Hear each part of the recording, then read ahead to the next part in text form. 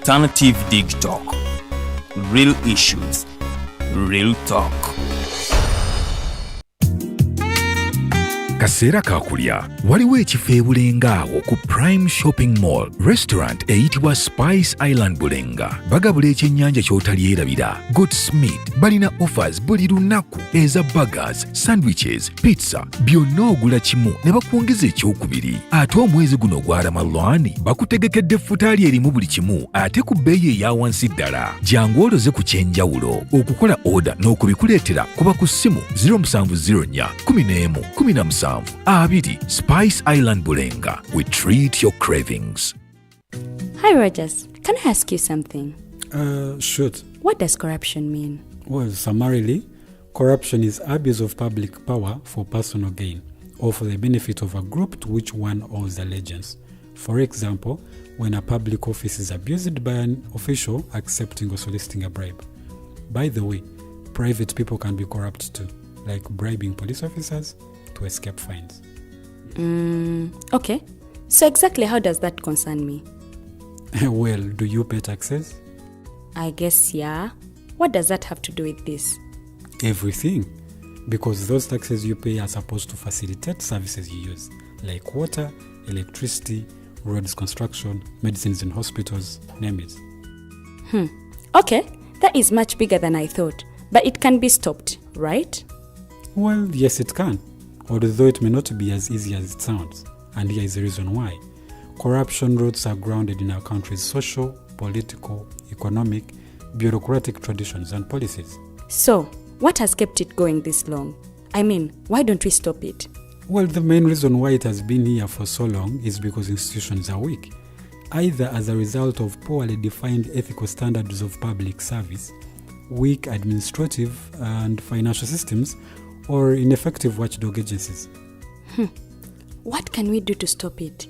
At a national level, we must focus on strengthening the independence and effectiveness of public institutions that fight corruption. At a personal level, we must commit to never giving a bribe. I promise I'll never give a bribe. Well, that's a great decision you have made. Me and you now have to spread this message to all our friends. If we all do our part, corruption will be no more. This message is brought to you by Alternative Digitalk. Looking for a pair of shoes? Les Hub Stores has a wide range of selection for unisex footwear. We have the best quality of all brands at pocket-friendly prices, and we make deliveries countrywide. Just place your order or reach us on 0772 08 0090. You can also check up at Les Hub Stores on all our social media platforms. Les Hub, craft your own footprints.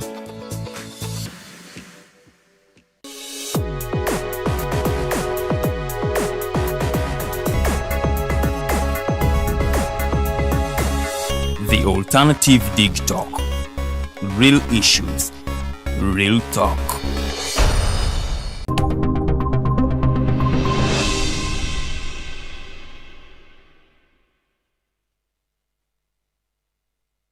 A very good evening, our viewers. We thank you again for joining us this evening. It is the 10th day of April 2023. And of course, we are still in the Easter mood.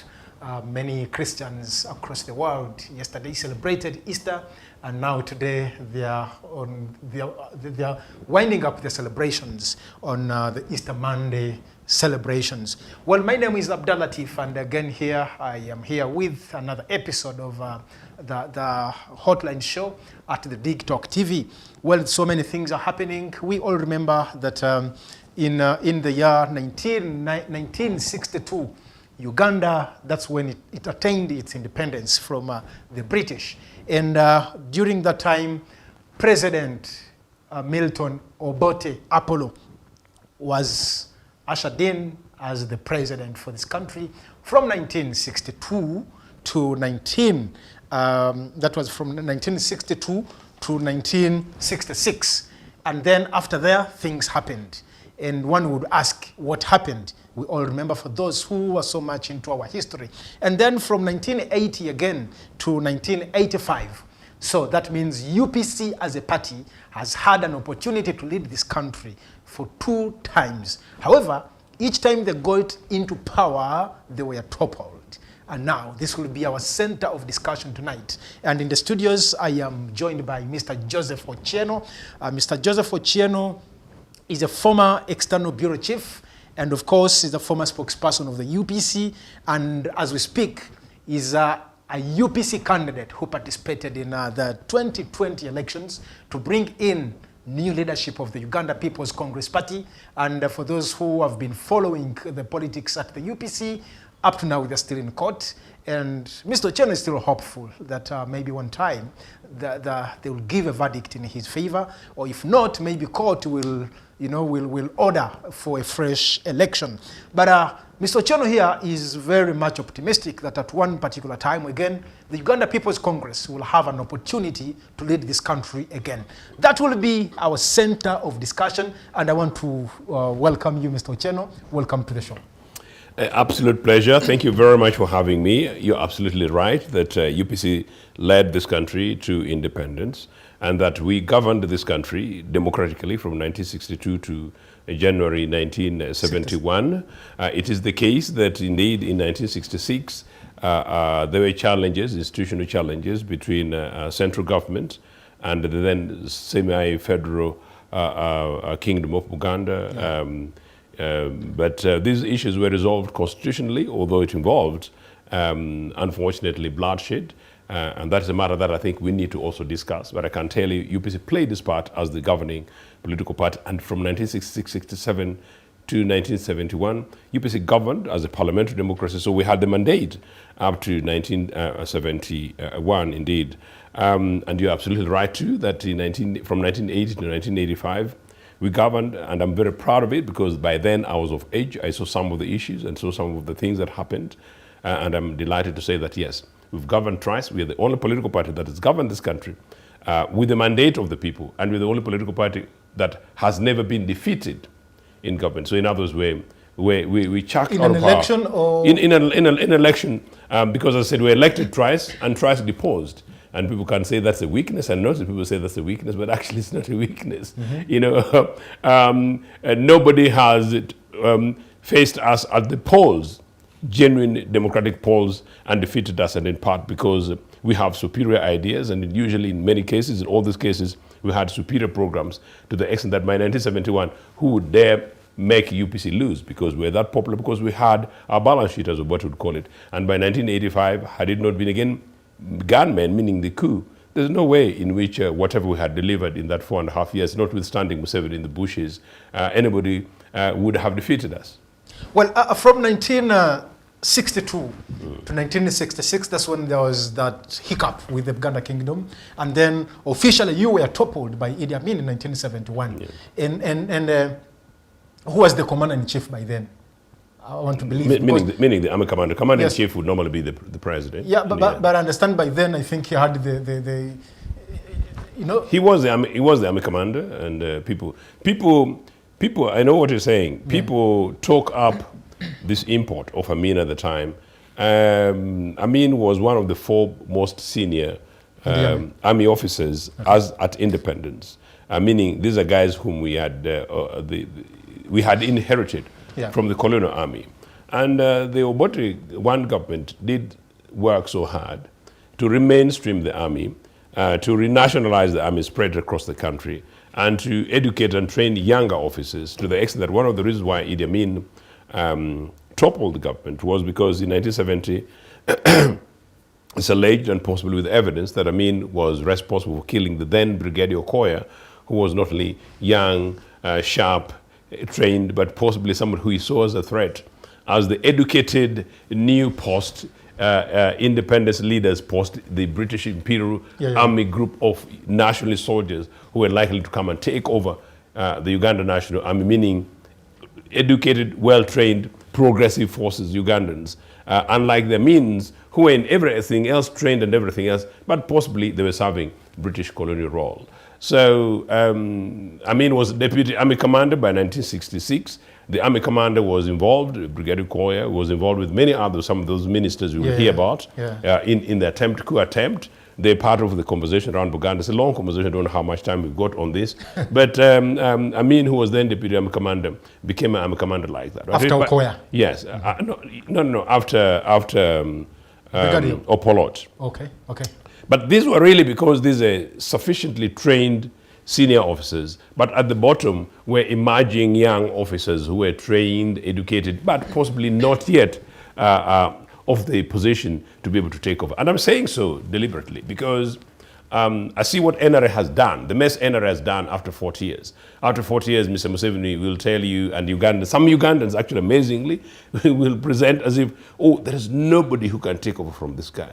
You know, after 40 years, nobody can take over from this guy. No. As Allah's independence, the Obotes, and many others, all their colleagues there.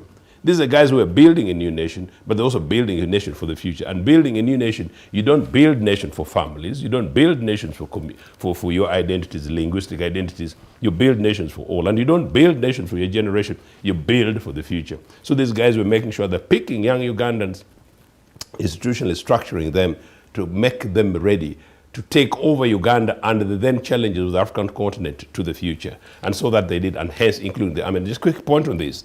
In fact, because Obote was going to arrest Idi Amin after a thorough investigation, Mr. Museveni never investigates these because personally I don't know, but he was going to arrest Amin in part because of the evidence on the killing of Brigadier Okoya, and number two, a quick issue on corruption where Amin had been involved in the gold scandal. I'm sure you've heard about the so-called gold scandal. It is true Amin was involved in that, but it's not true that Obote was involved in it. And as I'm saying, I'm delighted that it's true that this was invested thoroughly by Parliament, and once it was established concretely that Amin was involved, Amin was going to be arrested. Except, as of 1970-71, Obote was the leading African nationalist pushing for the liberation struggles in Southern Africa. Yeah. So he was the spokesperson of the liberation struggles in Southern Africa.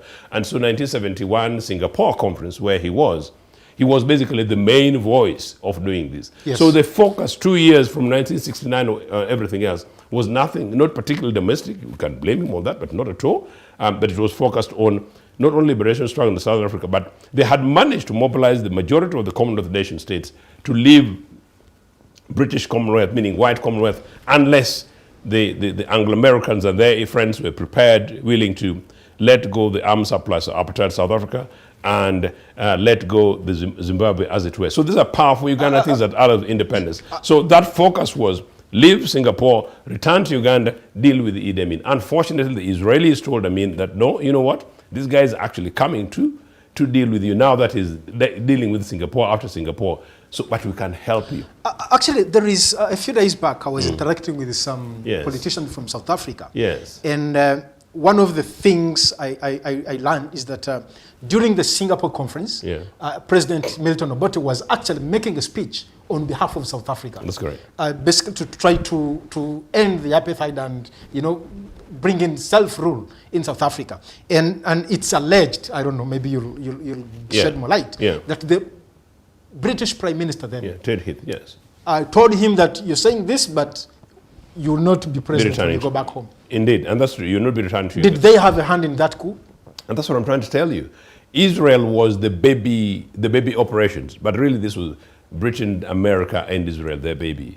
And the idea was the overthrow of Idi Amin was in part before we came on air. You were talking ideology. We shall discuss that. Obote was seen to be this radical, massive African who was claiming African resources for African peoples and Uganda for long-term Uganda, and a threat to Anglo-American exploitative businesses in Uganda. We believe in business. We're a mixed economic political party. We are center-left political party, social-democratic as it were. In some areas they will take you to the extremes, call it socialist, but we are a social-democratic political party. We believe in the presence of market forces in our economy, but we genuinely believe that for a nation as young as Uganda then, and as massively messed up by NRA as it is today, and the continent facing the challenge today, from Uganda to South Africa to Senegal, the ideological compass on which African leaders today should push this continent will really mainly be a center-left, meaning government playing a bigger role, working side by side with industry, but by and large, we need a big state, and a big state includes, therefore, major taxation, big taxation for the privileged few, and redistributing to the majority. And big government also means, therefore, you invest in infrastructure, you invest in education, you invest in health, you invest in research. Now, today, you invest in the environment, extremely important. You invest in building the youth, and then you invest in technology and advancing the thinking and the knowledge capital of the African peoples, which is basically what is going to be the reality of tomorrow. That is Mr. Ochieno, maybe before we proceed further, yes. Why do you think by that time Obote's leadership would be spotted as a threat, especially to the Western powers? Because it was that good, and it was already facing, it was talking about these things. We're talking about universal private education in 1968. The UPC Delegates Conference was asking that we needed the delegates. We're taking a radical view of the Common Man's Charter. If you talk about Common Man's Charter, is part of the thing that the British left today. Will be talking about reclaiming water, reclaiming electricity, reclaiming gas, reclaiming railways, reclaiming the post office services, meaning major public services, into the ownership of the state rather than the profit motives of the few.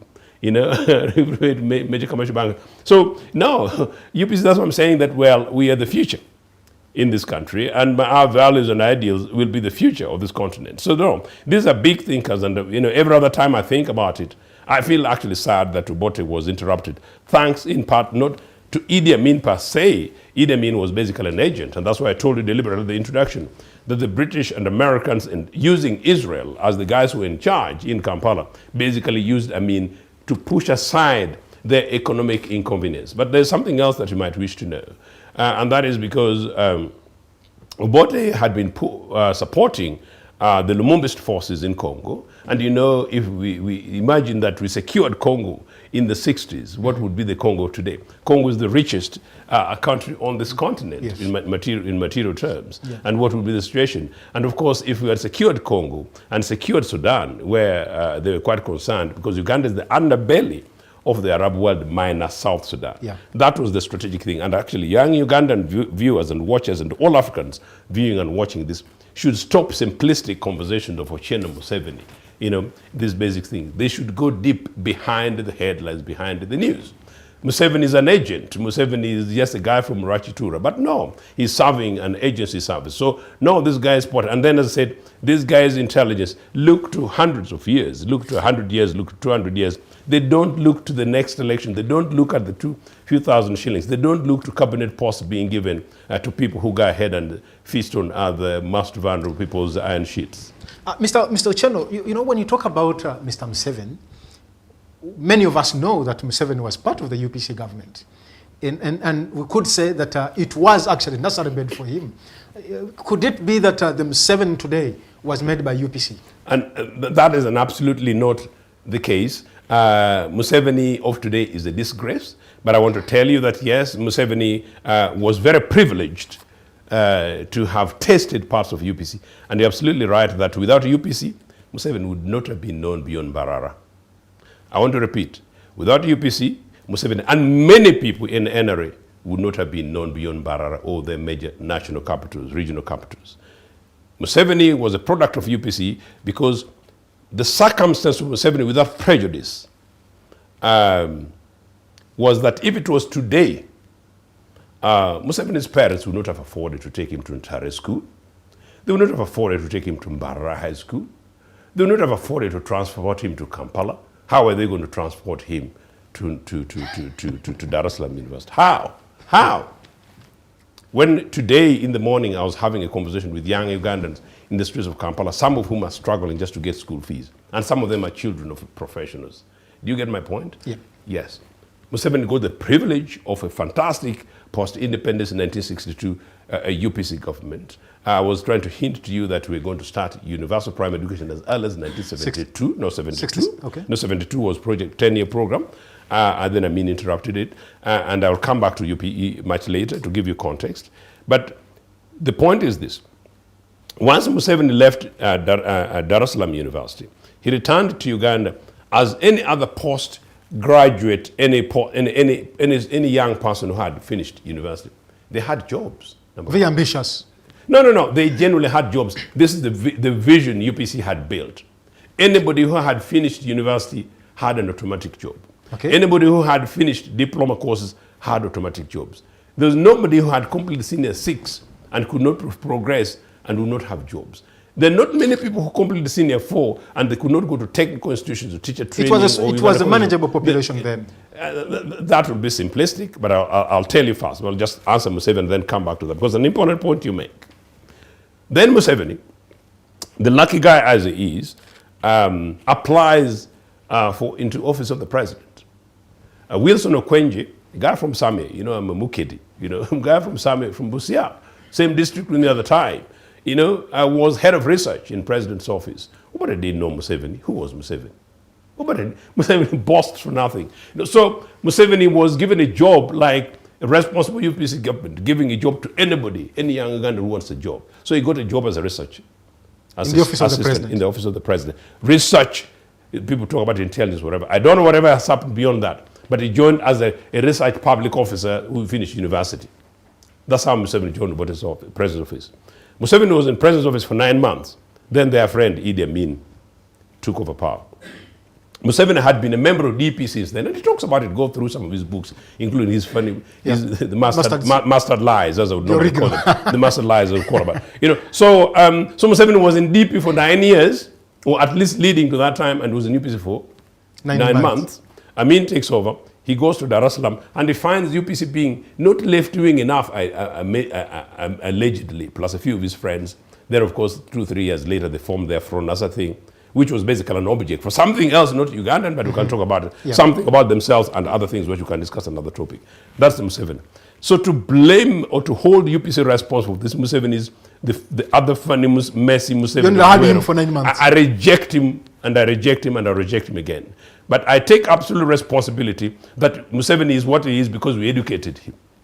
And many people around Museveni are what they are because we educated them. So that we take responsibility and we have no apology. Who took Museveni to Dar es Salaam? No, I know, that's an interesting point. It has been suggested that Museveni was helped into Dar es Salaam by Obote. That's actually not true. Okay. Museveni qualified to go to Dar es Salaam. Other than the universities of East Africa, Dar es Salaam, Makerere, and Nairobi, you choose and go. So he chose and went to Dar es Salaam on his own merit. Whether he was a brilliant student, I know he wasn't. I met one of his lecturers, a Zimbabwean professor. He's now late minister. He was not particularly a brilliant student, but it was okay. He was an average student. It was okay. He was an average student. It was okay, But so give them credit. Museveni went to Dar es Salaam University on merit and graduated. I don't know his degree certificate, but that's neither here nor there. So Obote did not take Museveni to Dar es Salaam. But what Obote absolutely did was to enable Museveni and everybody else who went to exile in Tanzania in the 70s to be received and looked after by Julius Nyerere, including Museveni. And when Museveni boasts, including about some of their trips allegedly to Mozambique, some of those are neither here nor there. I don't want to go to some details today because some of them are not necessarily particular truths. But even those Mozambique things, they should be given credit to UPC. That enabled all Ugandans. Then after that, mid-70s, it's true, then Obote started sending people to universities abroad in Europe, North America, and others, with Nyerere. But especially, became a big problem. So some of them I would not possibly name names. But so they did that. By late 70s, people like Sam Magara, I'll say this because some members of Magara's family possibly thought that, I know a member of Magara's family who was very furious that Obote killed, or UPC 2 killed their father. Sam Magara was known by, Obote begged for Magara to go to University of Dar es Salaam. That's true, to study law. Magara studied law in Dar es Salaam, and after that, of course, Magara came in and joined these guys in Luwero bushes. Magara joined a group, allegedly that came to attack Kampala, and in old Kampala, unfortunately, they lost their lives. Now, the youth of this country need to know the truth about some of these things, that we must take responsibility for whatever else we do. So we need to be able to contextualize everything else we do in this. Well, thank you so much, Mr. Ochieno. And for our viewers, this is the Hotline Show. In the studios, we have Mr. Ochieno Joseph. He is a UPC leadership candidate, having contested in the elections of the UPC leadership in 2020, and he lost to the current, now not put the quotes, the current president of the UPC, Jimmy Akena, though he contested, he challenged the results, and they are still in court from 2020 up to now. Can I just clarify that quickly? Please do. No, actually, no. Jimmy Akena is not president, and Jimmy Akena, 2020 September, the Court of Appeal dismissed Jimmy Akena's leadership claim, and then asked for fresh elections. Jimmy did not appeal, so Jimmy is occupying Uganda House illegally. So UPC has no president as we speak? Technically, I'm coming to that. And then after that, court ruled that fresh elections be held, and that is when I came in. And the fresh elections in which I came in was contested by Walobiri, Peter, Dr. Dan Dixon Opul, and then one Dan Okello and myself. And those are the elections that I believe I won, and I know I won them, and I have the results, and I won them, and Walobiri lost. But because Walobiri were now the leaders and they were managing all the other administrative things, it was something in court. Yes, they played and fight the figures, and possibly they thought I would not contest. And as I said, I had been a boy who would never say anything bad about UPC and bad about Obote, and they thought I would not say anything bad about this one in open. And I said, no, we can't fight impunity of NRA and then play impunity inside. And we cannot have people who play entitlement, in UPC, when we're actually saying that Museveni must stop playing entitlement because this country belongs to Ugandans and their children's children, and this party belongs to Ugandans and their decent children's children. And so that's the position, yes. Thank you for the clarification. Now, you talked about something very important here, that the youth should be equally concerned about their country. Most concerned. And now my question here is, when you go to the Uganda House, you'll hardly find the youth there. You find people who are slightly above 50, and I remember the person who was holding the Youth League office of the UPC, Aroma Patrick. He was actually way beyond the youth. So I don't know what is wrong. Why are we not seeing the youth being so much active in the UPC party? And we are in a generation, we are in an era where the youth actually take a center stage in almost everything as far as our politics is concerned. I think that's actually not true. I want to tell you that I joined UPC as a young person in Mwiri, and I have absolutely no regret. Anybody who joins the Uganda People's Congress, there's no way you can regret joining a pot of ideas. Number two, the current UPC has got challenges. The challenges we face is that of leadership. The reason why most of the faces you see are mainly elderly people is because Museveni cowardly banned political parties for 20 years until we defeated him in court. So by the time we started reorganizing the party, most of the people in leadership would have been some of the youth leaders of the 80s. So just that. Now, when actually I returned to Uganda in 2005 with Jimmy Akena, I was one of those people, together actually with Jimmy. We very quickly tried to reorganize the youth desk at Uganda House. And the party headquarters was not generally reflective or representative. I partly helped mainstream the party constitution, meaning mainstream youth and women in the party. So at the moment, officially at every party organ, we should have about 64% of young people or women, and up to 100% can be women, so long as at least 30% of are young people. So no, generally in terms of organic representation at the moment, it would not be the problem. The problem is that the countries, the parties are under hostage. The party headquarters is occupied by Jim Akena illegally. He pushed Olaro Tunu very unceremoniously, chased him from Uganda House and took over. Even some of the guys who continue with him there, they're not necessarily, to be fair, representative. They're not necessarily very old people, by and large, but they are there illegally, and so therefore they don't represent UPC. So anybody in Uganda House officially do not represent UPC according to the legal position Court of Appeal ruling in that way. But they are UPCs, and I have no reason why to doubt, except in Jimmy's case, Jimmy needs to explain himself, his relationship with Museveni, whether he's UPC or Museveni or NRM. Some of those people also, they need to explain themselves whether they're NRA, UPC, or the UPC. But as far as those who say they're UPCs, and I know one or two people who are administrative staff there, they're generally they're UPC people. On the Walobiri side, where actually Patrick Aroma is, when Patrick Aroma was most active, actually, he was relatively, he qualified as a youth. But Aroma is one of those people who played some of this game, and I must say it on television, but the game that basically brought the mess where we are at the moment. He's not necessarily an active person here. But that said, currently, currently. That said, I am delighted to say that in the last 2.5 years that I came in after my name coming forward and going through the elections, and particularly in the last 13 to 14 years, my team of staff are predominantly young people in their 20s.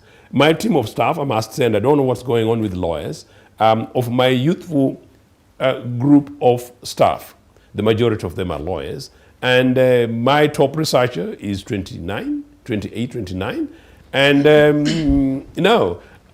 we have a very big pot of young people joining the party, including with massive excitement about some of the conversations we are having about issues in the future. So I don't think that is our problem. Our problem at the moment is leadership. And once we're able to resolve the question of leadership, I am so overwhelmed, as you have heard from my voice. I came, and thank you very much, not only for the invite, but for the reminders. I drove on Easter Eve, and I drove yesterday myself.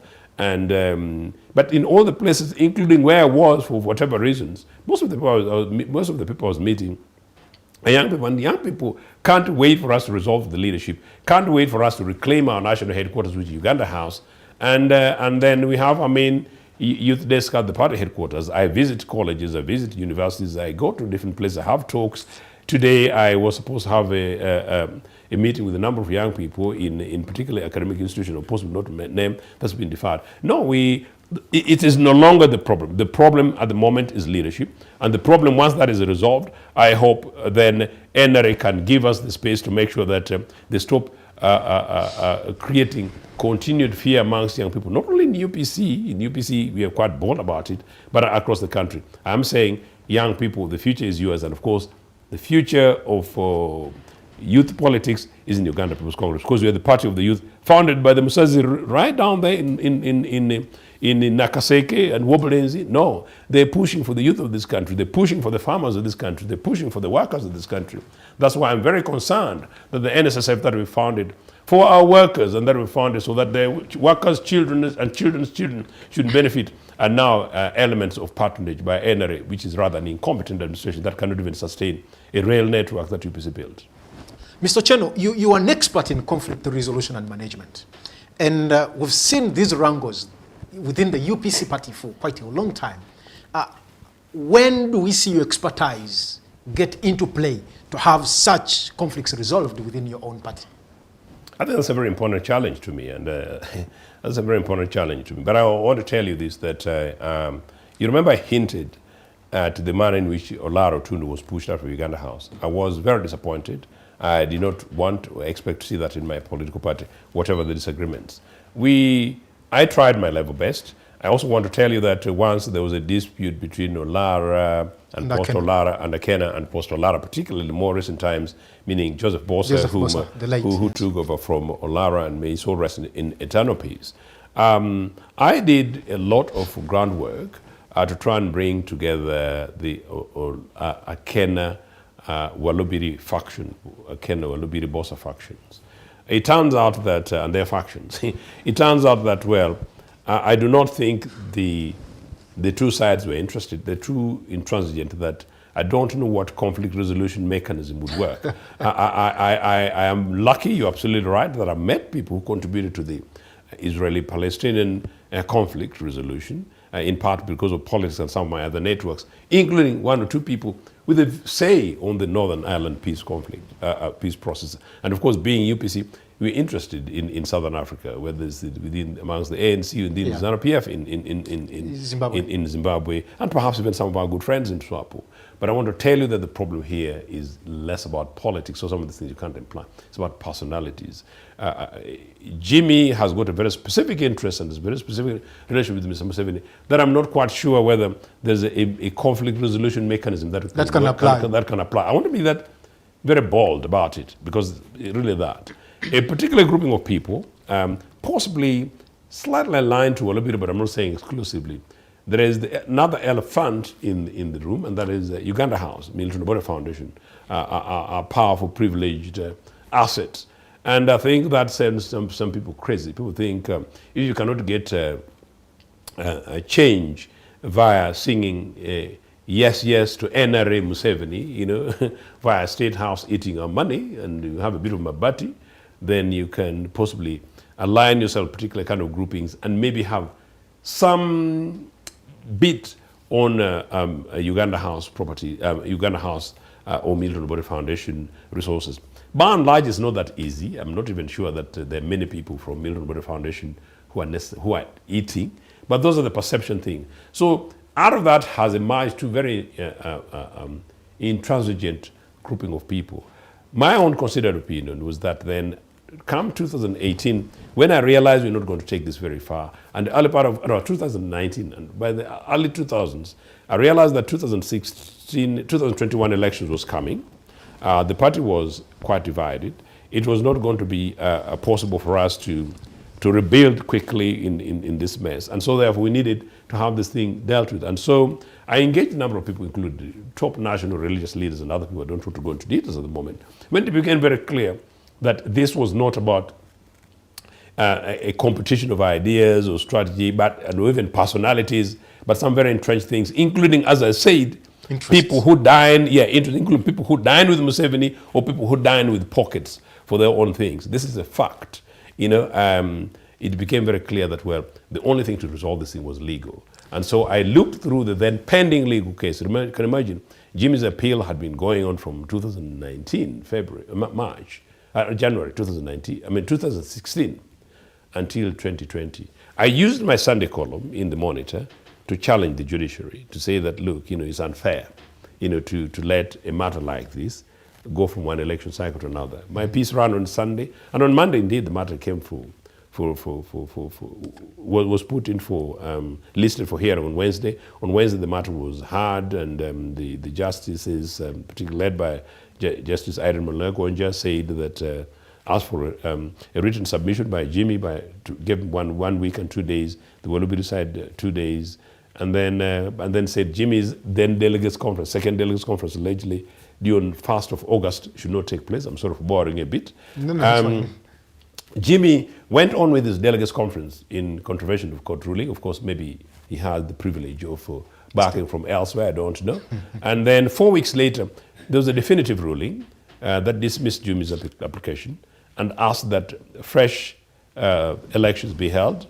And that's the election that took place in which I participated in. I'm saying, therefore, that had we all refocused on the Court of Appeal ruling, recognized what they said, rallied around it, picked a candidate, a leader out of that, we would have resolved at least one element of the leadership of the party.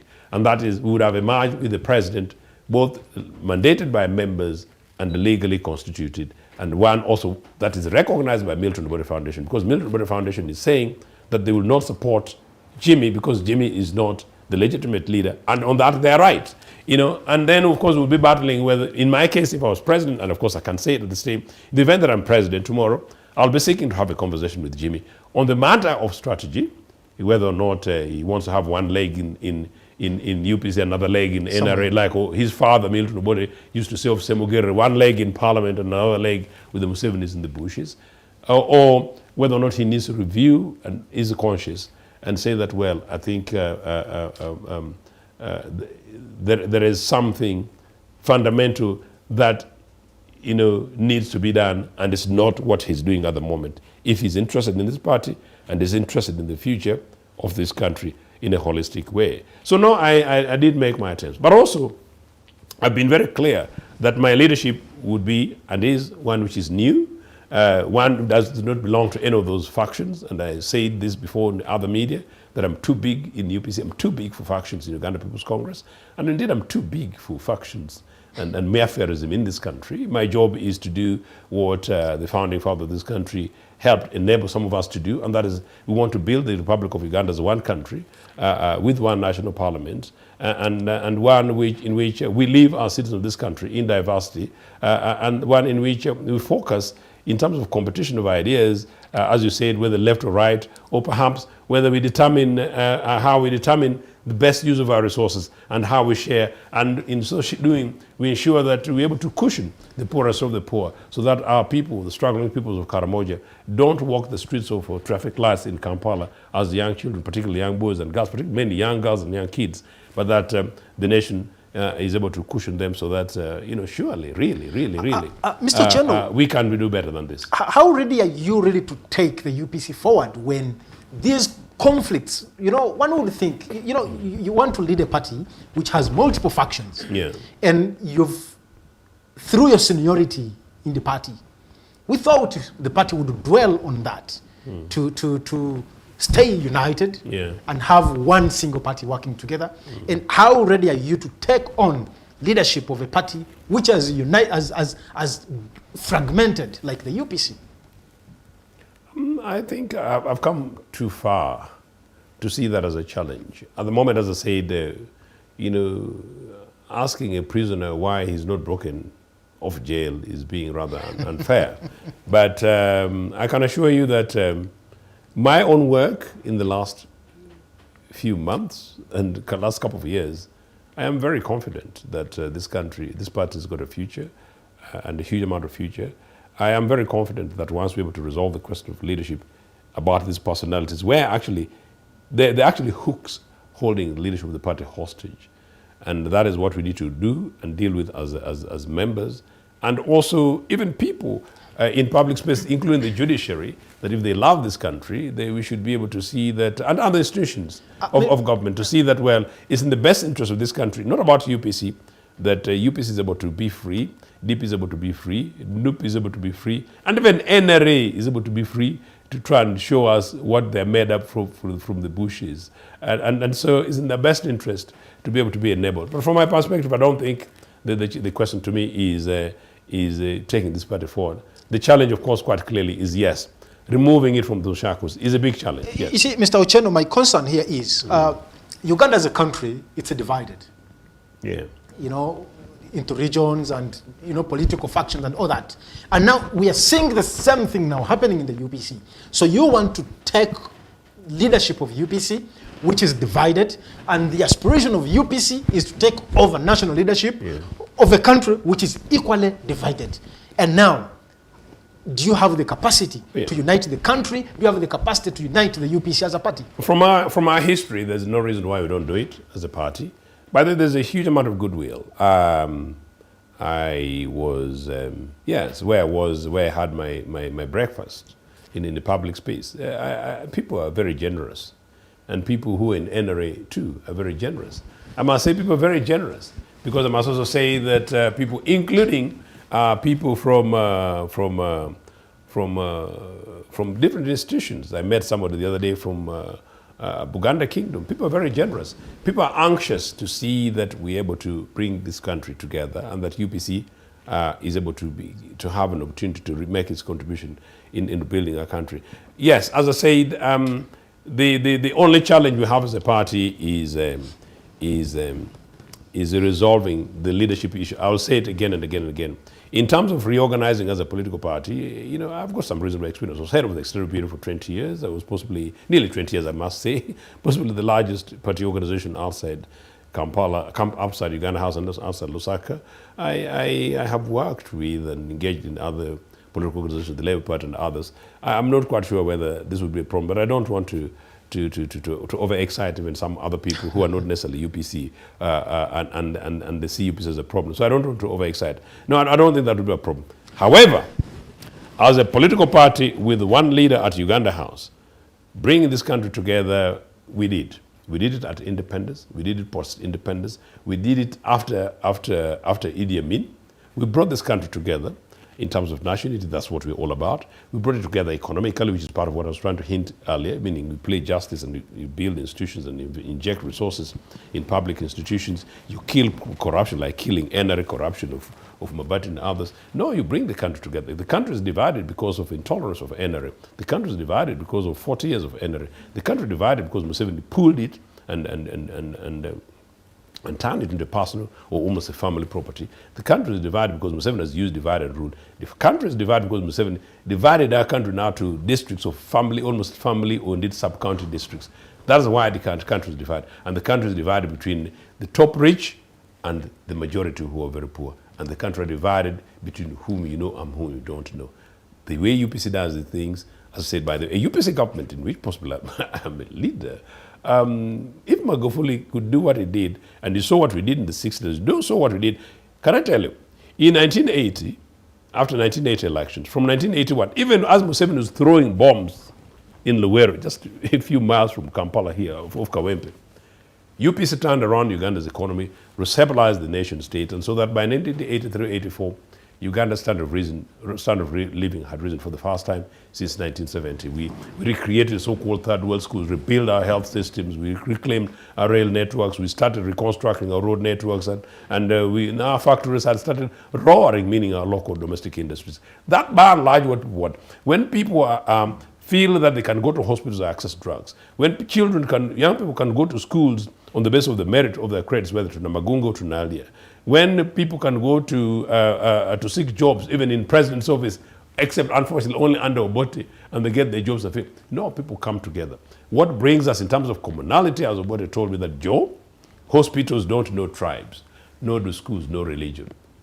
So for us, that's how we do it in UPC. We deliver, and people come and realize that actually, you and I, well, what is common is what is absent here. Before we go for a break, maybe you need to.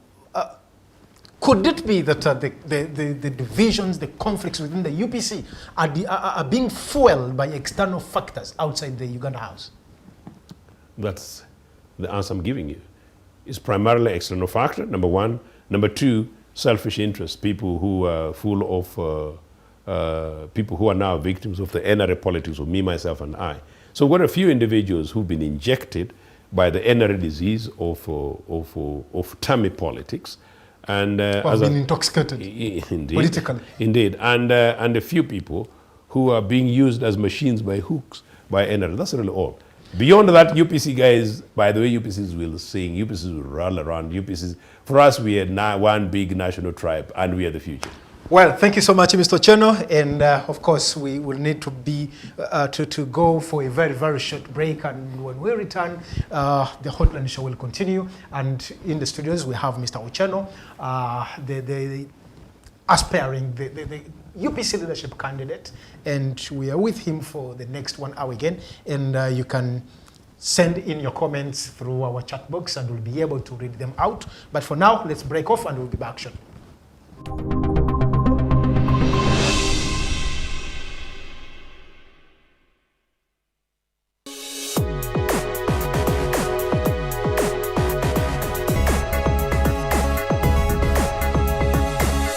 The Alternative Digitalk. Real issues, real talk. Hi, Rogers. Can I ask you something?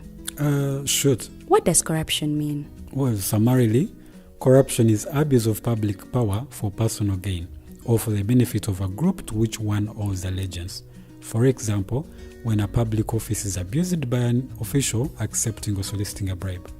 By the way, private people can be corrupt too, like bribing police officers to escape fines. Okay. So exactly how does that concern me? Well, do you pay taxes? I guess, yeah. What does that have to do with this? Everything. Because those taxes you pay are supposed to facilitate services you use, like water, electricity, roads construction, medicines in hospitals, name it. Okay, that is much bigger than I thought. But it can be stopped, right? Well, yes, it can, although it may not be as easy as it sounds. And here is the reason why. Corruption roots are grounded in our country's social, political, economic, bureaucratic traditions and policies. So, what has kept it going this long? I mean, why don't we stop it? Well, the main reason why it has been here for so long is because institutions are weak, either as a result of poorly defined ethical standards of public service, weak administrative and financial systems, or ineffective watchdog agencies. What can we do to stop it? At a national level, we must focus on strengthening the independence and effectiveness of public institutions that fight corruption. At a personal level, we must commit to never giving a bribe. I promise I'll never give a bribe. Well, that's a great decision you have made. Me and you now have to spread this message to all our friends. If we all do our part, corruption will be no more. This message is brought to you by Alternative Digitalk. Fellow citizens, Following the sequence of events, Uganda seems to be at political crossroads. I'm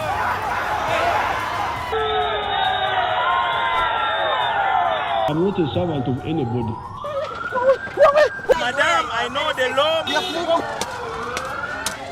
As such, Alternative Digitalk brings you the Interface Show with retired Colonel Dr. Kiza Besuje. Let's keep on the same page on Alternative Digitalk. As he gives you the alternatives on the transition question, rule of law, human rights and freedom, youth inclusion in governance, economic stagnation, as he confirms. I'll be always here Saturday from 10 a.m. in the morning. Be there. Don't miss the live discussion on the Alternative Uganda, Digitalk TV Facebook pages, and the Alternative Uganda YouTube channel.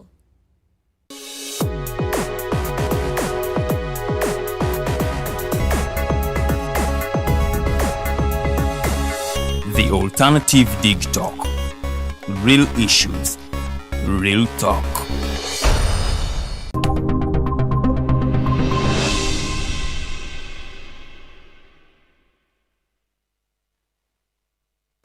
A very good evening once again, and welcome back to the second hour of the Hotline Show. And in the studios, we have Mr. Ochieno Joseph Job.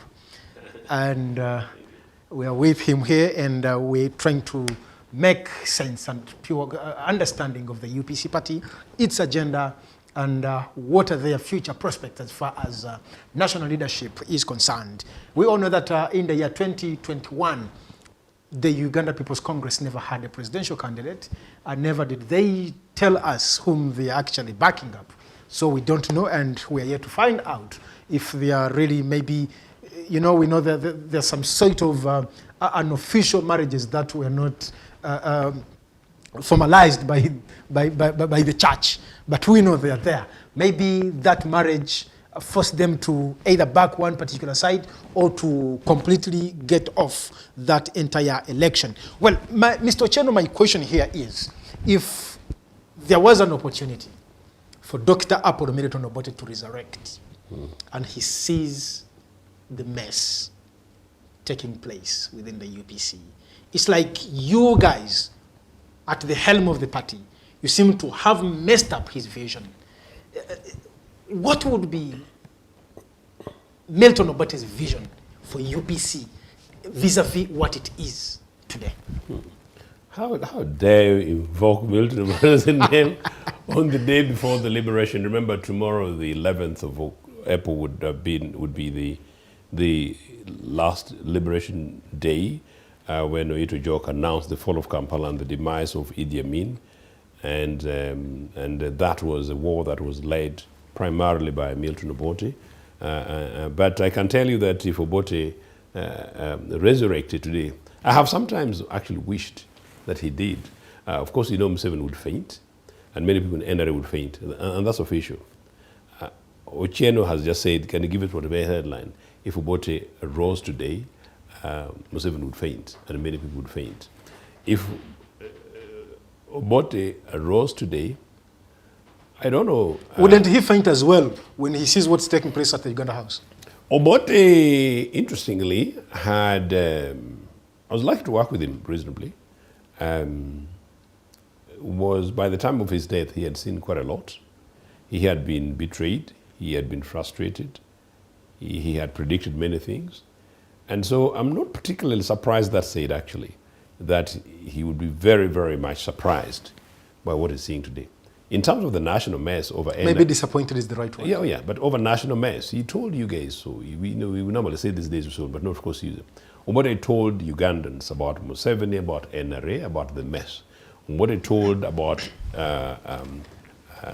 everything almost suddenly that has happened in this country. And as I said, he founded most of the visionary things that these guys have failed even little to maintain, let alone to build on. So in terms of the party, yeah, you would feel very sad. You would feel very, very sad indeed. I can also tell you that it was sad even as around the time he was dying. I was lucky to have worked with him reasonably closely, so like 10 years leading to his death, and particularly very closely. In exile? 10 years, yeah, 5 years to before his death, quite closely. And I know the frustrations. I know the frustrations from about 1994, 95, leading to the CA, the NRA Constitution of 1995, the sacking of Cecilia Gual, the betrayals, and the many other side deals, and many other things. So what I saw quite a lot. So some of those will be subjects for our memoirs, God willing, and our lives going forward. But as far as whatever's happening in the party, I genuinely also don't know what my brother Jim McKenna thinks of his father today. But because he's a son, and because generally he's a decent guy, he's a friend of mine, or at least we used to be close, but he's a quiet guy. So maybe he knew his dad then in a manner in which many people didn't know, and maybe his father also knew him in a manner in which other people didn't know, and of course that is right for them because they're family. But the political movement that Jimmy and decisions that Jimmy has taken are treasonous as far as UPC is concerned. It is just about that Obote sacked Cecilia Gual as head of the Uganda Presidential Policy Commission, PPC, and replaced her with Dr. James Ranyarara in 1996. Yeah. And it was merely because Cecilia committed, not merely because it was fundamental, and I was a party to it, and I supported the president on that, in dismissing Cecilia as chairman of the Presidential Policy Commission while she was going into NRA Parliament. You know? Although we knew that Cecilia, and I can also say it in this program, had her own discussions with Museveni and certain claims I will not want to declare today, some very interesting relations with Museveni and others, Obote sacked her, and quite rightly. But again, for Jimmy, what I know and what many of us know, which is below the headlines, Obote would be very furious. But I think Obote would also ostracize Jimmy. He would possibly chase him out of his family. I think he would poke him, like he said, he would poke Rugunda, his other son Rugunda, if he met him today. So, but that said, that is Obote the president. Obote built the foundation for the party, built the foundation for this country. It is our own responsibility, those of us, this generation, mine, and hopefully really yours, to pull up from us to reclaim Uganda from NRA dictatorship, reclaim Uganda from this corruption, reclaim Uganda from this policy of patronage, reclaim Uganda from the death of the infrastructure systems, and reclaim Uganda from a dictatorship and translate it back to a national constitutionalism that we did. And as far as UPC is concerned, I'm very confident that Obote knows, and he always told me, and one of the things actually that drive me, actually I can tell you, one of the things actually that drive me are Obote's beliefs and convictions. And one of the things that drive me is because I know today on your program that thankfully up to the day he died, I don't think there's anything I did or said which he didn't approve of. Since his death, I don't think there is anything I've done that I know he would not be pleased with. He would not be pleased with. So that gives me the confidence that I'm very clear as far as what needs to be done for this party, in this party, and for this country, and for this continent, and for the values that we hold, which is the center-left democratic principles of Uganda People's Congress, you know, and all our sister parties and our relationships. Those drive me. The guy was good at building foundations for the future, and that's why the party of the youth, as he called it, mainly young people. I know that even at the time when I was youth, like you, short before his death, I know there's some people who were older than me then, who were possibly my kind of age, who thought maybe the guy enjoyed our company a lot more because we're younger people. And so that gives me the energy to continue engaging young people today in their 20s and the earlier and the early 30s, and to teach, to train, to mentor, to have conversations like this, to provide information, give them confidence, and let them know and that they need to have the ownership of this party and need the ownership of this country. And as a Pan-Africanist and internationalist political party, to have the ownership of African personality, including Brazil, and also as an ideology, to have the mainstream democratic left values that the world should be governed around the values of which, if you like, international socialism refers. Well, thank you so much. And of course, for our viewers, we really thank you. I want to read a few comments here, and then we proceed with the conversation. Nachaina Rita, thank you for watching. She says, is it true that Obote was against Uganda? And it is the reason he used a mean to attack the Lubiri. As a young person, we have had a lot in that line. We can't ascertain which version is correct. That's Nachaine Rita. Yeah. Should I? No, I think that's an important question. Let me deal with it. Okay.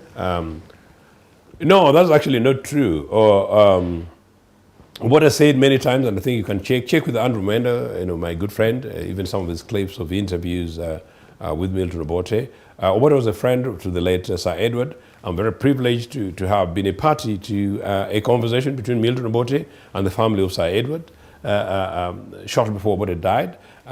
We need to know that had Obote lived another 12 months, he was bound to, I can say it officially on this program, bound to host members of Sir Edward's family in Lusaka and perhaps elsewhere else. So as families, that's not true. Number two, what we call attack in Lubiri was not attack, and normally you hear me talk about it, I don't call it attack because it wasn't.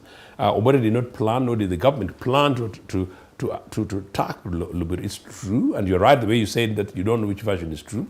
Read Sir Edward's own book and books. Try and engage some objective guys from Mengo side. You'll know that leading to 1966, from about 1965, in fact, bad blood from 1964, since the referendum of the Lost Counties, a section of Uganda was not happy with Milton Obote, including the fact that Milton Obote refused having the referendum on the Lost Counties. And so it was in part about the Lost Counties, but also on the other, the fact that Buganda Kingdom had organized and was preparing for war, including actually the declaration, the definitive declaration, where Buganda Kingdom was asking central government to leave the soul of Buganda. Try that on Mr. Museveni today, and you'll see what would happen. So Obote even avoided to have emergency rule in Buganda to try and calm down this. Government installations, meaning public installations, Gombla headquarters, people had been armed by Mengo. No, it was a conflict that by the time of the Lubiri incident, it's important, unarmed police officers had gone to Lubiri to investigate this arms cache, which was there anyway. And you read from Sir Edward's book, you'll know that there's an arms cache. And then there was these guys were shot at. Armed police officers went. Remember, Uganda those days only had batons. We'll have batons in the future. And the UPC government, there's no reason for everyone to be armed, including dubious, security guys, guarding a tiny little petrol station. And you talk about security, my foot, sort of mind my word. So just to emphasize that point. So, so by the time the army went to Sir Edward's palace, the matter had been escalated and had now reached the president that it was a crisis. And the president sent the Amin, who was then deputy army commander, one, because it was the palace of the then president, meaning, and an appointed president, who was appointed with our support, by the way. Our own vice president, Nadiope, was a candidate. He wanted to be the first titular president, symbolic president. We decided not to support him. We supported Sir Edward. So this, you're talking about making peace and appreciating and then trying to share strategic national cake for the future. Those are not the guys who hate you. And so once that happened, and because it was now Sir Edward's, Dr. Obote instructed Idi Amin that whatever happens, make sure the Kabaka is not harmed. So, so the Kabaka got a safe passage outside Uganda and into Burundi. So these are facts that we need to be able to have. And by the way, in the event that I'm president of Uganda People's Congress, and I will continue pushing for what I keep on pushing, and that's the National Truth and Reconciliation Commission in this country. One, not only to bring harmony in our country, to make sure that we're able to deal with Museveni's atrocious war in Luwero, and Museveni's atrocious war in northern Uganda, and Museveni's atrocious war in Kasese, but also to deal with the big issues of the lost counties, the big issue of 1966 events leading to Idi Amin's coup, the 1985 coup, and many others, and make sure that we have a history which is contextual and decent enough that does not cause Raka going forward. So no, that was the events leading to 1966. So now something that came out of hand. And I must say also what he said, that the one thing that he actually regrets was the outcome of what happened in Mengo. Well, Nachaine Rita, I think you've been... And I'm quite available to have a conversation. You can share social media, WhatsApp things, you can have a conversation with them one-on-one with that, yes. Well, then there is Godfrey Yiga, who also thank you for watching. I says Dr. Lara is one of the best leaders Uganda never had.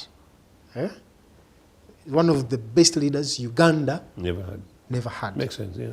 And I am speaking as a non-UPC member. And then the same person comes back and says, what a well-spoken gentleman. Thank you. Thank you. With some flowers for you. Thank you. Then Omar Daud Kalinga Nyago, we thank you for watching. I know where you are watching from. And we say hi to him, yes. And Mr. Ochieno says hi. Then William Olwol, we can't wait to see you in Labungo sub-region for mobilization and consultation.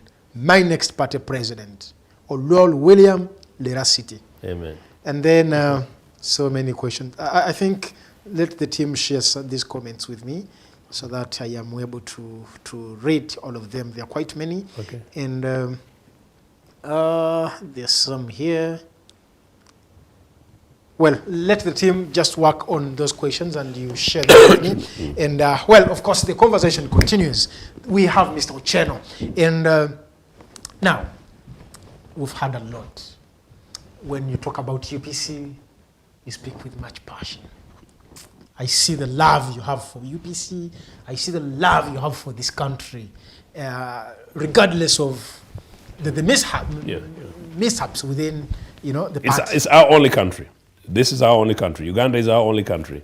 And I reject the idea that somebody wants to be an expert in ownership. No, this country belongs to all of us. Well, now, we've had all this. You had time. You were a young man in the UPC by then. And I've interacted with quite a number of people who were youngsters in the UPC by then, and how they were grounded with the ideological principles of the party. Even when you speak to those staunch members of the UPC then, you'd see that their way of reasoning is kind of different from the other, political groupings within.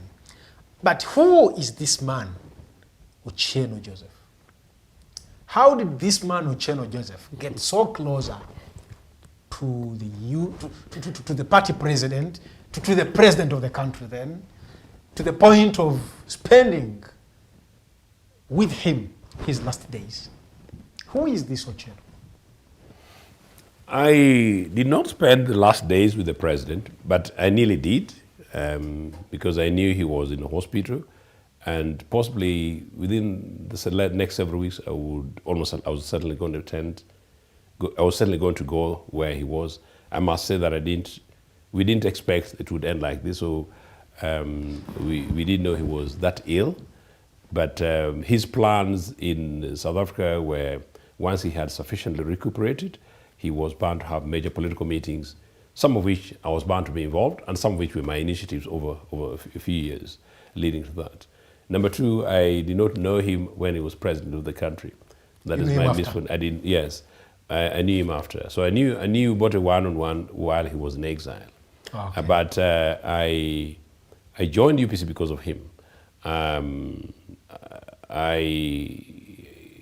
was born fantastically in Nagongera of Tororo, whose road from Tororo was supposed to have been tarmacked in 1989. The same with the road from Tororo to Busia, Old Busia Road.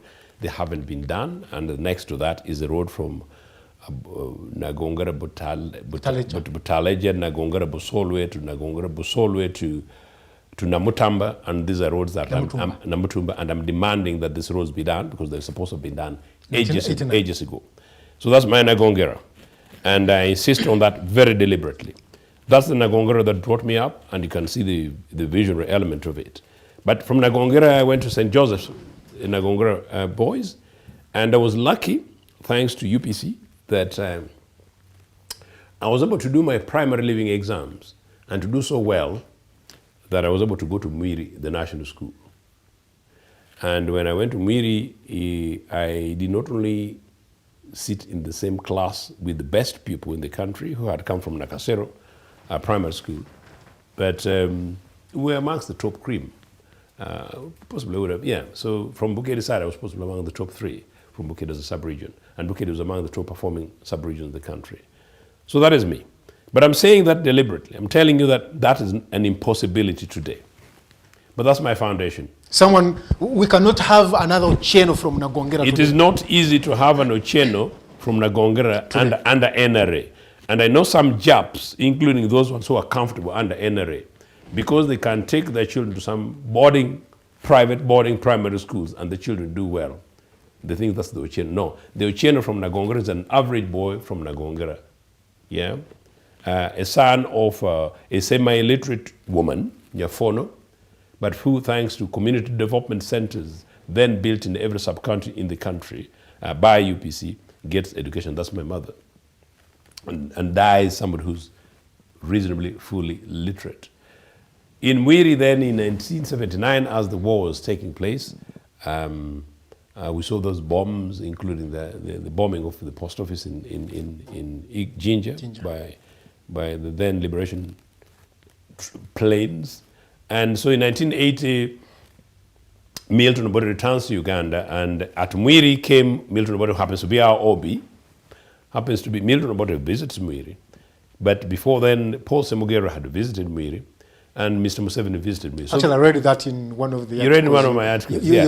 You wrote after the death of Semogero. That's correct. Yeah. So Semogero came, and now I can say it that our grouping of students said Semogero made a mistake by saying his wife is had his PhD in economics in the speech. I can't remember many of the things actually said.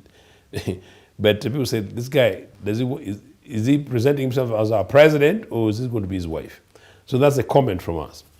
For Mr. Museveni, it was because he claimed that if he became leader, president, under UPM, the party that is now sunk, so he's now nearer to UPC than UPM. Mr. Museveni, what happened to UPM? Tell us, man. So he said that he would make Uganda energy efficient. So remember even before we came on air, there was a mini power cut around Kampala. That's an official thing. And it really irritates me that after 40 years, you cannot maintain power 24 hours in Kampala. And you're somebody who is telling us as students in Mwiri that not only would you do that, but then you're reminding us that cow dung, and we were saying these things here, this is danga here. And he was showing us where cow dung comes from, And students say, this guy thinks we're coming from Mwiri Primary, so we don't know where this is cow dung comes from, this is danga here, So that was it. When Milton Obote came, the guy wowed the school, and I'm sure possibly 90% of the students didn't sleep. The point is this: the guy did not only come as a statesman, but from my point of view, and those of us, of course, other students there, Mwiri was maybe about 30% DP, maybe under 5% UPM. There are some UPM guys there, including my friend Borugere. Museveni had come during during Amin's times, spent some time in Jinja, so that one or two people who were there, and they were loud. They were loud. UPM guys were loud there. But the majority were UPC. But after the night Obote came, I think 80-90% of Mwiri students could have voted Obote. But then this is the reason. We felt Milton Obote spoke to us. We felt Obote spoke to our parents. He spoke to the cleaners. He had a right message for you. Spoke to the cleaners, spoke to the cooks, spoke to our teachers, spoke to the nation, spoke to Africa, spoke to the world. And for those of us Ochieno said, yes, this is the guy that we believe has got the right authority and caliber to hold the crescent crane across this republic and across the world. And from then on, I was solidly UPC. And since then to date. So from there on, obviously, I fast forward, I went to Makerere, and 1986, 85 coup found me waiting for my results. I was at a taxi park when the shooting started. In 1986, when Museveni's Kadogos were dragging themselves, they shot guys, Some of them were little kids, 8-year-olds, so this is another thing. And I'm saying this deliberately. So Museveni, lest you forget, the guys who came with Museveni here, many of them were children. As I said, part of Truth and Reconciliation, I want to know whose parents they were, and I want to know why Museveni used 10-year-olds to teach them bad manners via Luwero bushes. Of course, So I was in Makera, and I was saying, what is this? So these guys came in dragging guns, some of them dragging guns taller than them. 1987, I got my own doors of NRA, so I've had my beat. You know, got tortured, arrested, tortured, detained, went tested some of these funny dubious safe houses of theirs. By then we had no clue what these things are. And it was then, Why would they target you anyway by then? they were targeting mainly Northerners and Easterners, and they're targeting people whom they thought were not saying yes to NRA. By then Museveni started taking people to Chankwanzi, teachers and head teachers. If you don't go to Chankwanzi, you don't get some of these jobs. We had the Chankwanzi by then? They had already started as the political education things. Okay. And they were beginning to make it compulsory for heads of institutions. But they're also recruiting. In my case, I know you've got some of your guys here. They were trying to introduce RSC systems at campus. I hope we have time to do this. The resistance councils. Yes, the resistance councils. But the Makerere University students didn't like Museveni. By the Makerere University did not like Mr. Museveni. You know? And number two... it's like they've never liked him. So the RSC system was unpopular.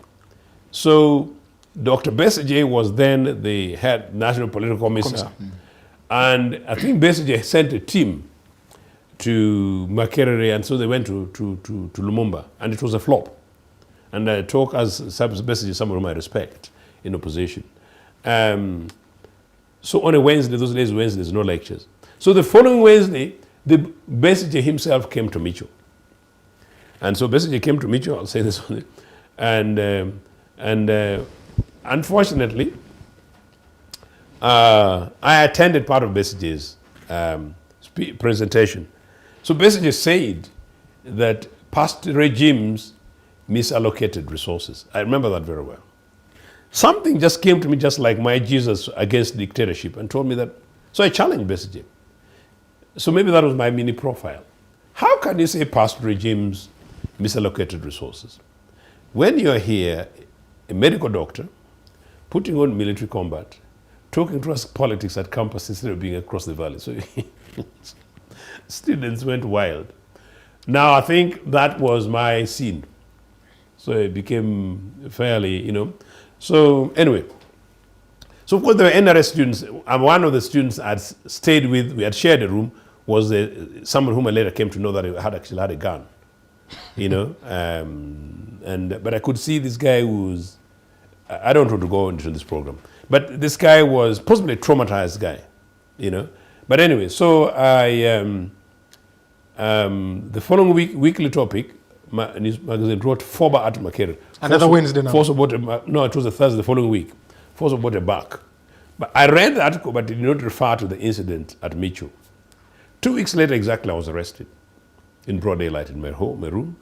And I was, yes, I've never been explained to it. I've told my good elder, Rugunda, that one of these days they don't only have to compensate me in billions, not dubious money, because this will be compensation rather than patronage, because you'll never buy me. You know, pay me for the arrest, torture, detention, humiliation, exile, and suffering, and whatever I'm going through. And I'm saying it very seriously. But you were a student. I was a student, and I take that very personally. And so, but at the time, Museveni had successfully sold this thing of North versus the others. And don't forget that even today, some people think I'm a Northerner because I'm UPC. I'm the UPC leader, and I was close to Obote. And because I was Ochieno, I must be an Ochieno from the north. You know? So I also know that I saw in one day gear when, you know, some of the street guys, you could say, Wuno, Mucholi, around the time when Museveni is just coming. And you could be lynched.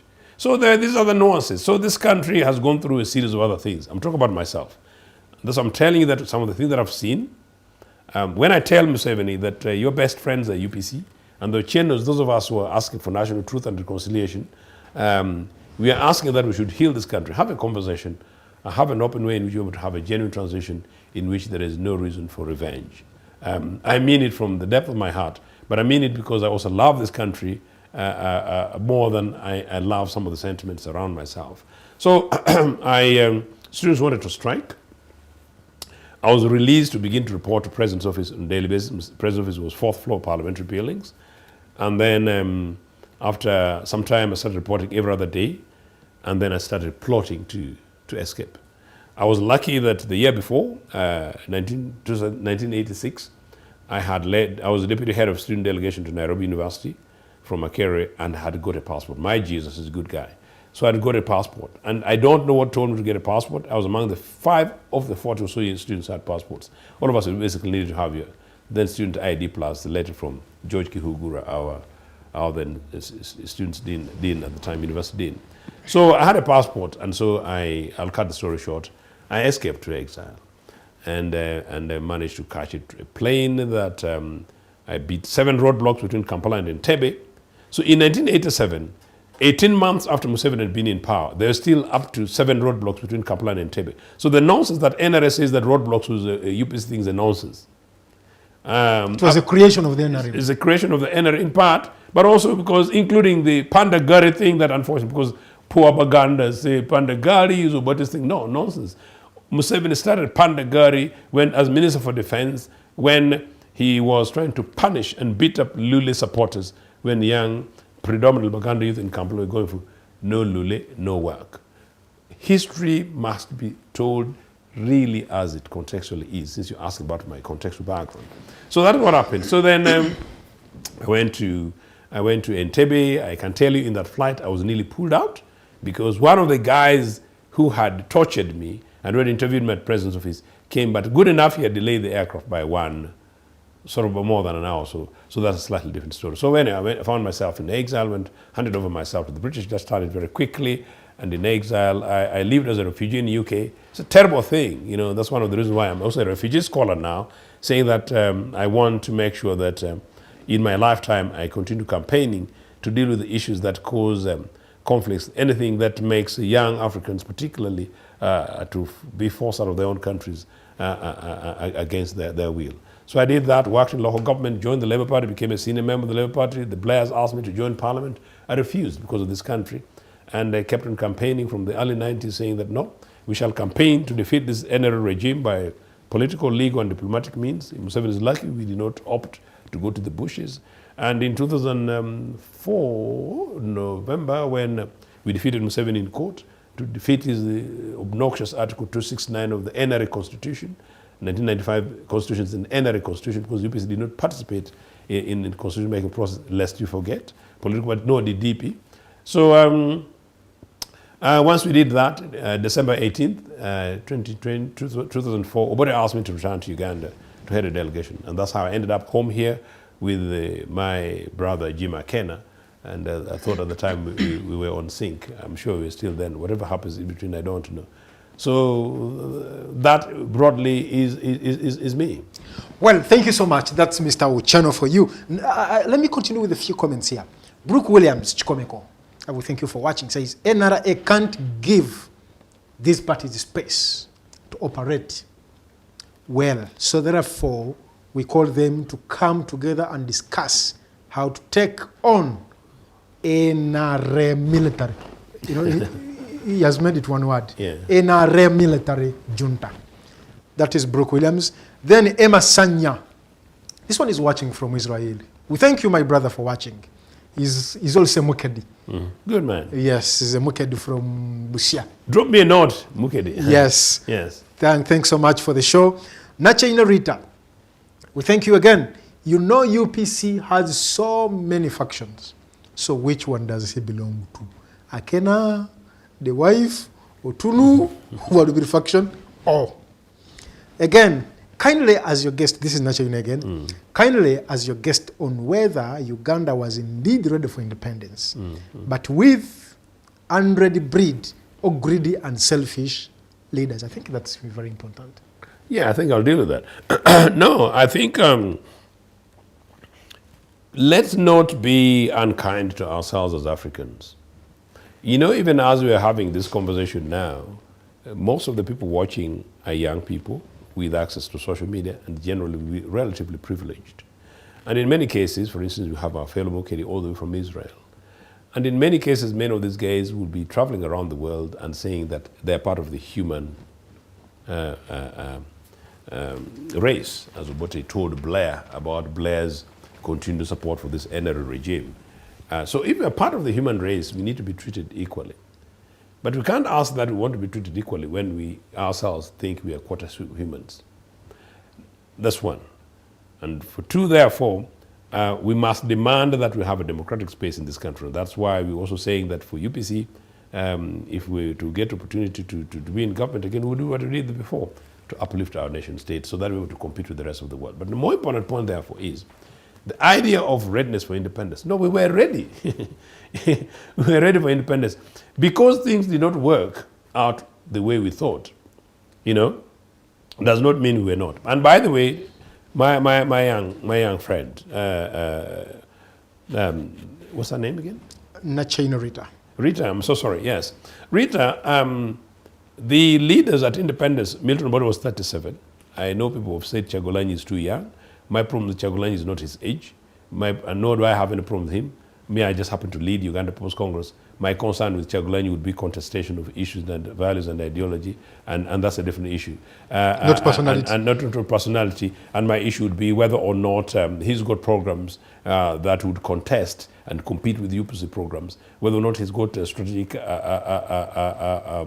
ideals that would turn around the situation the way we would do. Those would be our contestation. But that is young, that is an absolute nonsense, and nonsense from NRA particularly. I can tell you that some of our independence leaders were 26. One minister was 27, including one of the ministers who actually helped with the broadcasting, setting up the Ministry of Information Broadcast, UBC, including Uganda Television. No, our young independence leaders were visionary. That's why they set up NSSF that Museveni can't contain and can't manage. That's why they set up Uganda Commercial Bank that Museveni sold to Boa, South Africa. That's why we set up the cooperative movement that they sank, and now they're playing circle, and even so-called parish development model thing. They can't even sustain 100 million shillings. So those are the issues.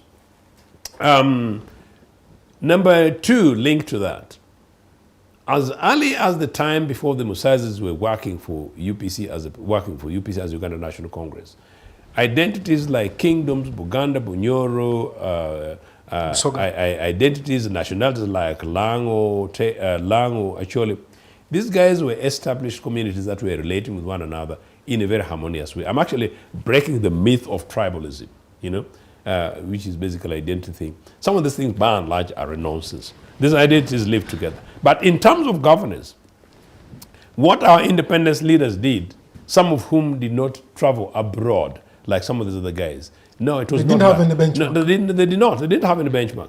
Problems came, as I said, 1964, and I don't want to, it might be a bit of a pushback on Buganda. There are some incomplete job businesses.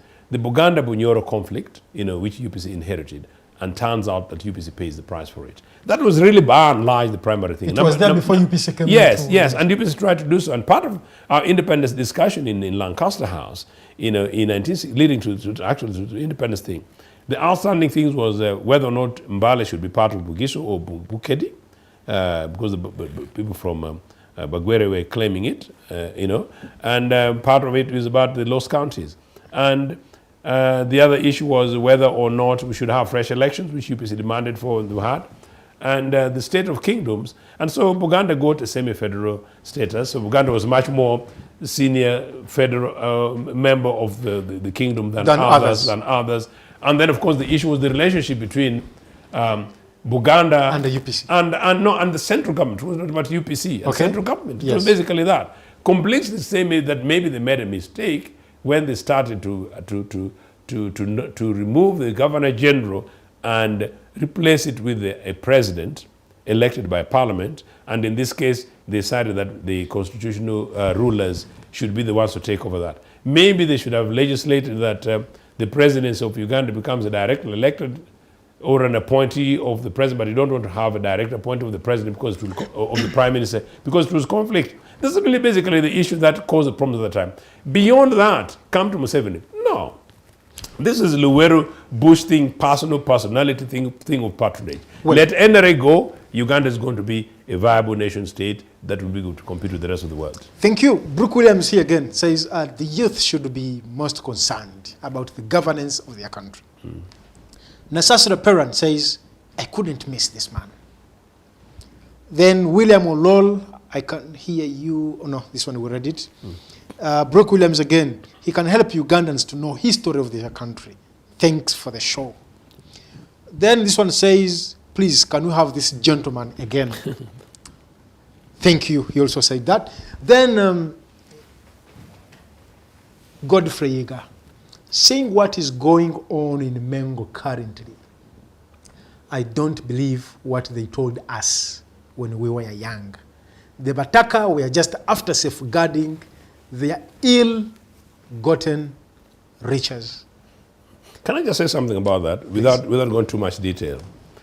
It is also true that, as I told you earlier, in the course of my conversations with our friends in Buganda Kingdom and others, that yes, there is a view that Sir Edward, then a young king, may have been misadvised, ill-advised in certain situations.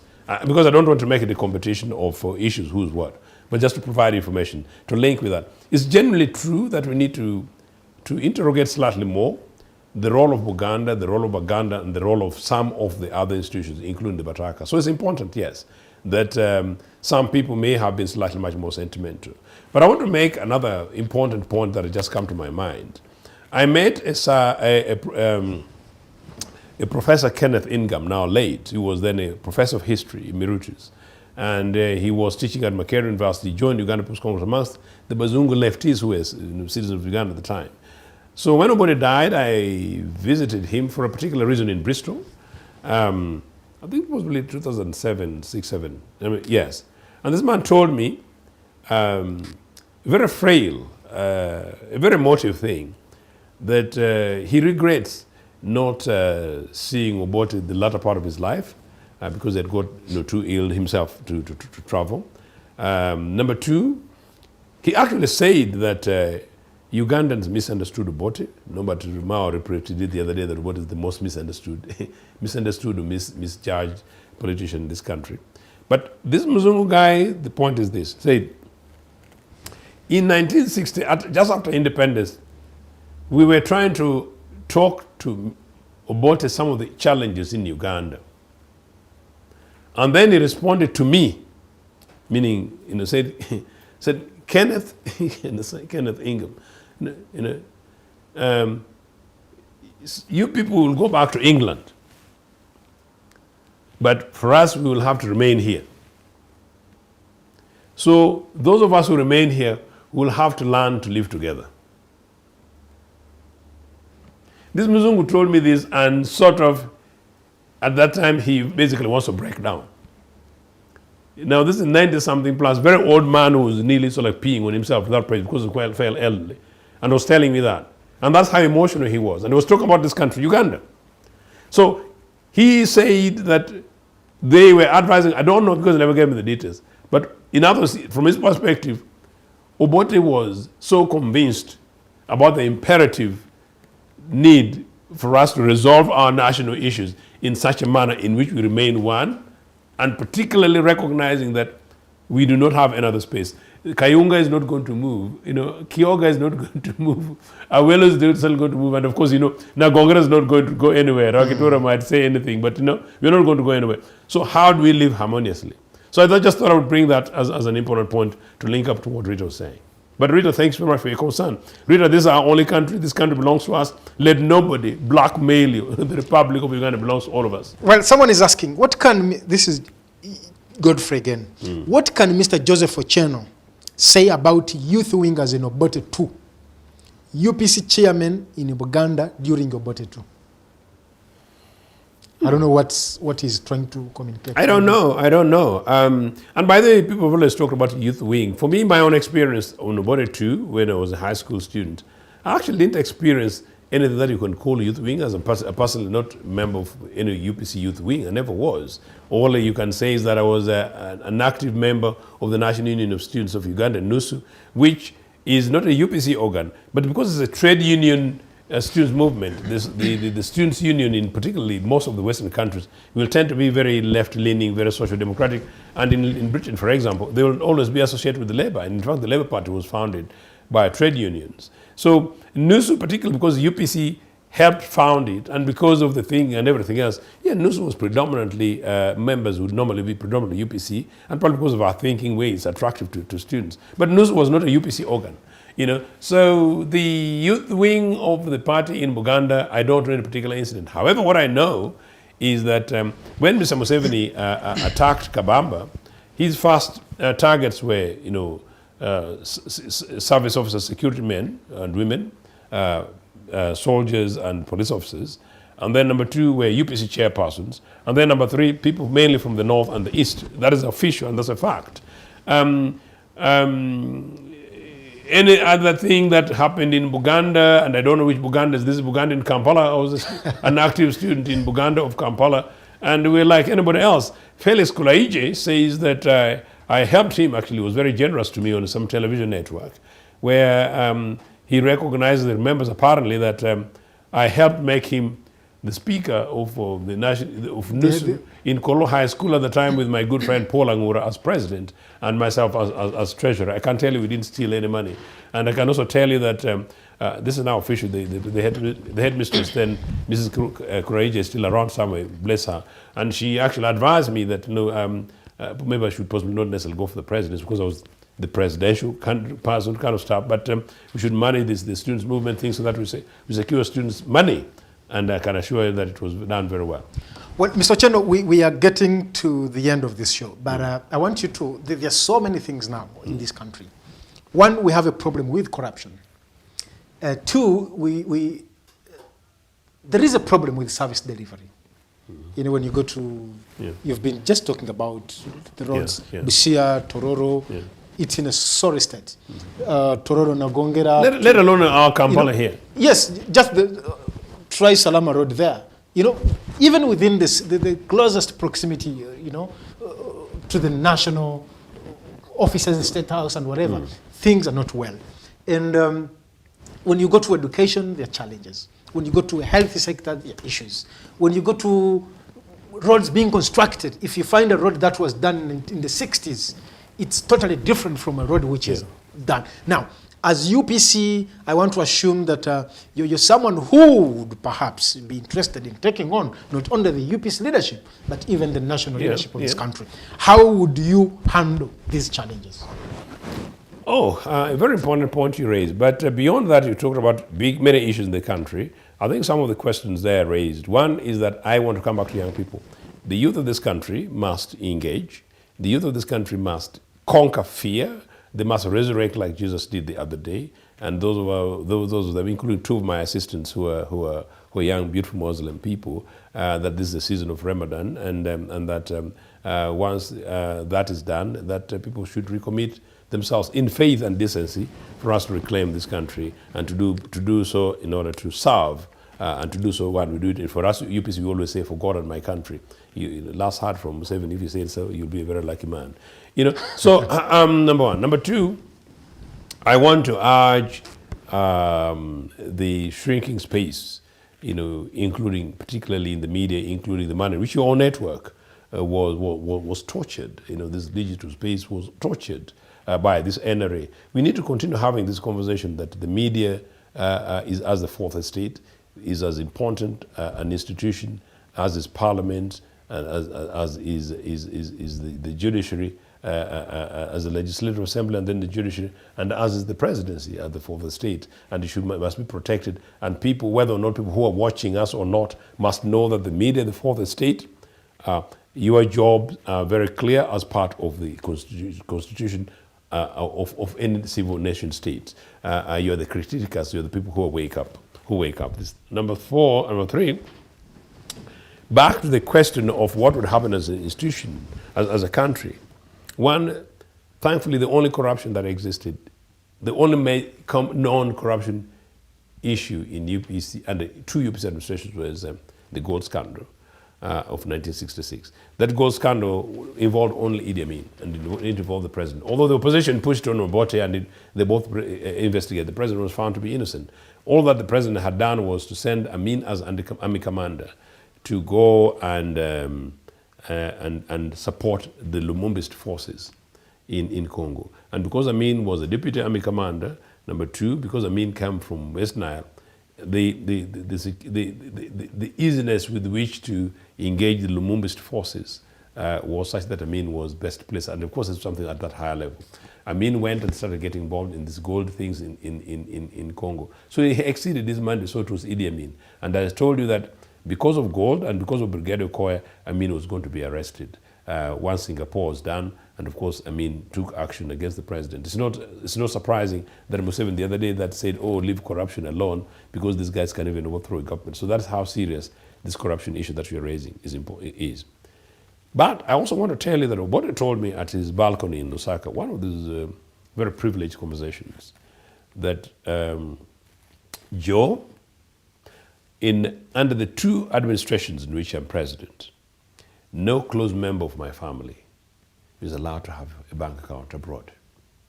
Now that's the UPC president, that's Obote. That's the only president that has ever gone to State House with the mandate of the people, Milton Obote, and that's UPC. So we are talking corruption. Corruption is a vice, it's a crime. In normal times, the entirety of Museveni's regime, possibly including Museveni, should be in Luzira. You know it.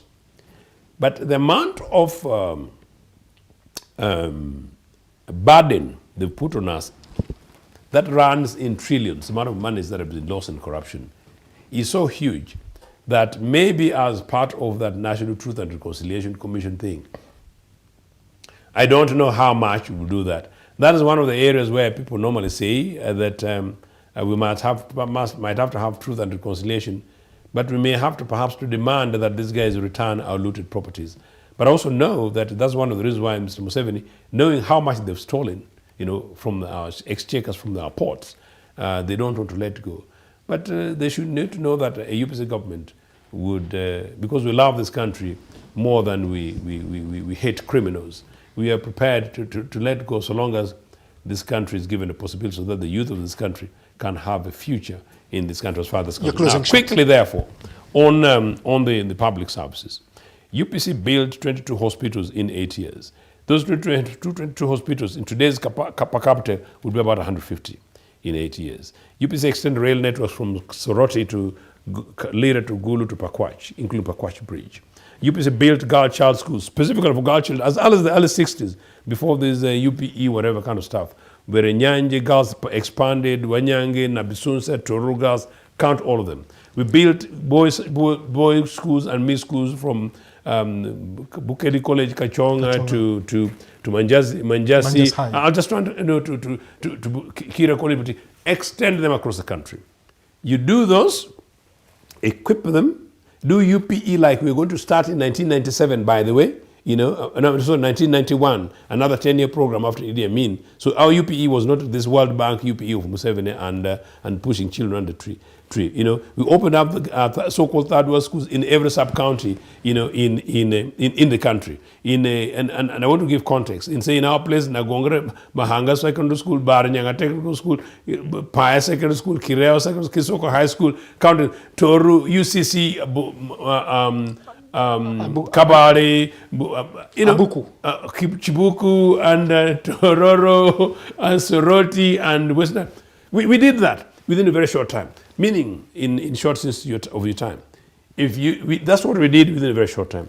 Invest in education, invest in health, invest in other broader public services, create jobs, kill corruption, make it a possibility that a son of nobody from a particular corner of Rajatura can go and access not only this, but can actually go and work in the president's office. And you'll have been to resolve this. A UPC government of the future should be able to do better than the UPC 1, UPC 2 combined, and it would actually make this NRA look like a laughing thing for today. Well, I'm afraid we have run out of time, and we need to close the whole conversation.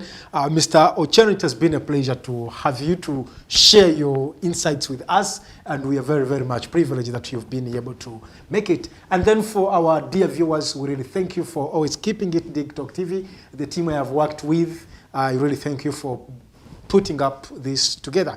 My name is Abdallah Latif, and this brings us to the end of tonight's edition of the Hotline Show. Until next week on Monday, have a good evening.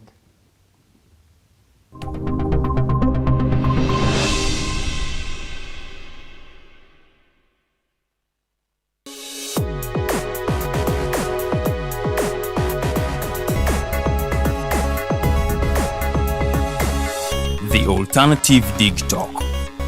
Real issues, real talk.